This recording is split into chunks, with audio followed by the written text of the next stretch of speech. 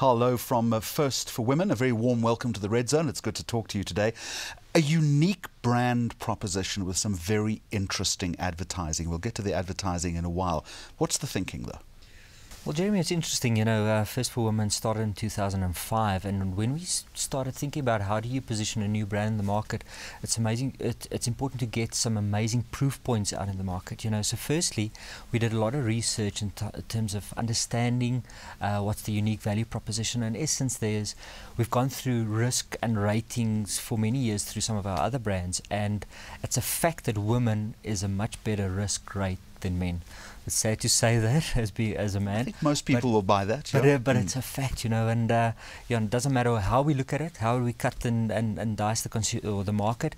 It literally is that. So hanging that onto a brand then became a little bit easier as a value proposition to take to the market. So that was pretty much from a product perspective. That's not all. You obviously have to take that value proposition, you need to tie a good marketing angle to it. So we went out into the market and tried to look at an agency that would actually support that. We had some affiliation with, or some doings with Jupiter Drawing Room down in Cape Town. And out of that, Tilly approached us and said, should we not look at creating a new advertising agency in the local, also the Johannesburg market? We supported Ahmed, he's an amazing executive creative director, and out of that, Black River was born. Yeah. Let's talk about the advertising in a moment, but just to the product firstly, though. Does it differ markedly from other products in the marketplace, apart from price, which is attached to the risk profile? I mean, insurance is insurance, isn't it? Very much the case. You know what, and First for Women, because of the brand affinity that we create, firstly, yeah, price is different. We try to add a whole bunch of other products and services on top of that. That price proposition on its own doesn't have legs and won't endure you through, won't create longevity. Right. So leverage is critical. Yeah, leverage is important. So we've created other really niche products like handbag cover, specific to women, that is unique. And we started the handbag cover proposition. We then also added a whole bunch of other products like the Guardian Angel concept, and I don't know if you know about Well that. aware of it. So it's these pink cabs that literally wait if you break down with out petrol or your battery is flat or whatever, these cars come and assist you. Clever idea. So the creative list here is endless, isn't it?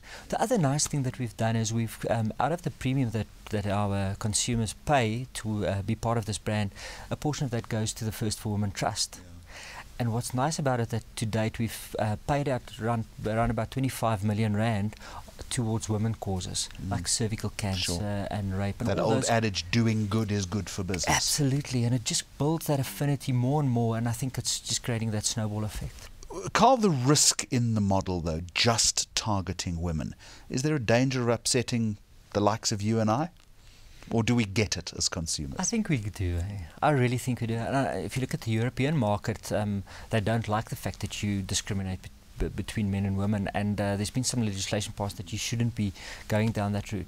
Our context is a little bit different, and we haven't gone down that route.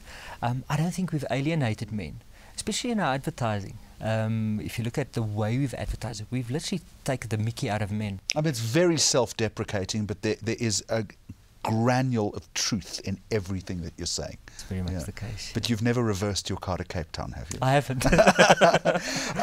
Let's talk a little bit about the consumer itself that you're targeting. Is there a specific female consumer that you're looking at? You know what? I won't say there's a specific consumer. I think our product value proposition speaks to any female that associates with that product. Now, obviously, there's a market out there, and there's a large portion of still broker-based customers. So it's not speaking to the broker customer, it's speaking to that person that wants to come direct, that wants to get that benefit of potentially cutting out the broker. And I don't want to knock a broker at this moment in time because there's a real place for them. But it's that female that want to come direct, and secondly is attracted to the products and services that we offer.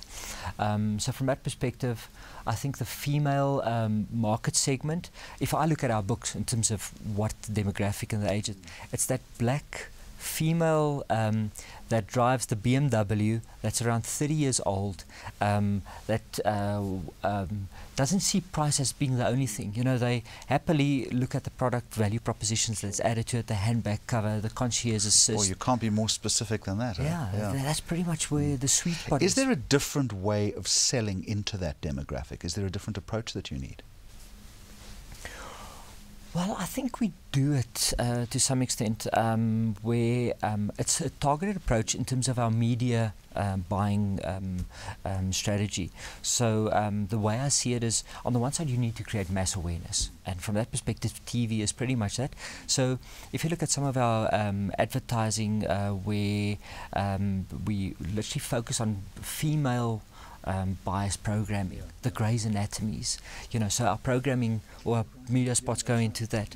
There's a program that we've taken out a sponsorship around called Revenge, about this radical female awesome lady that's just doing all this amazing stuff, and it's got a massive female viewership, but also men. And so through our buying, we've so role model aspiration is quite critical. We create that context quite nicely, and then we follow through in terms of our print, and the print is specifically towards female publications that speaks to our brand and value proposition, and the creative in those print titles sort of follows. Carl, final question. You seem to have got this right. If you're looking at what you've done in terms of articulating the brand proposition and marketing it, what's the lesson here for other marketers that you could impart? You know, Jeremy, I think this market is so commoditized. You know, you just said it's price, price, price.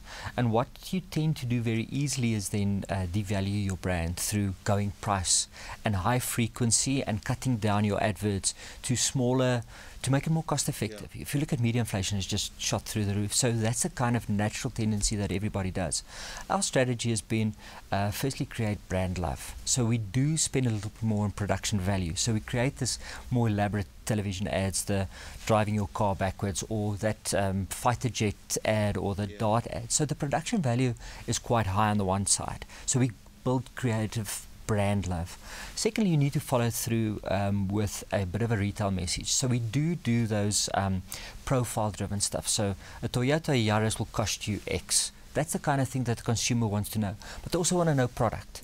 So we're starting to advertise more around concierge assist and handbag cover. So it's a combination of, I don't think there's one silver bullet that's going to say, well, this is the way you do it, and just repeat that advertising mechanism over and over and over. Creative brand love and good leverage. Some good lessons. Thank you very much for joining us, Louw from First for Women. Thank you, Jeremy.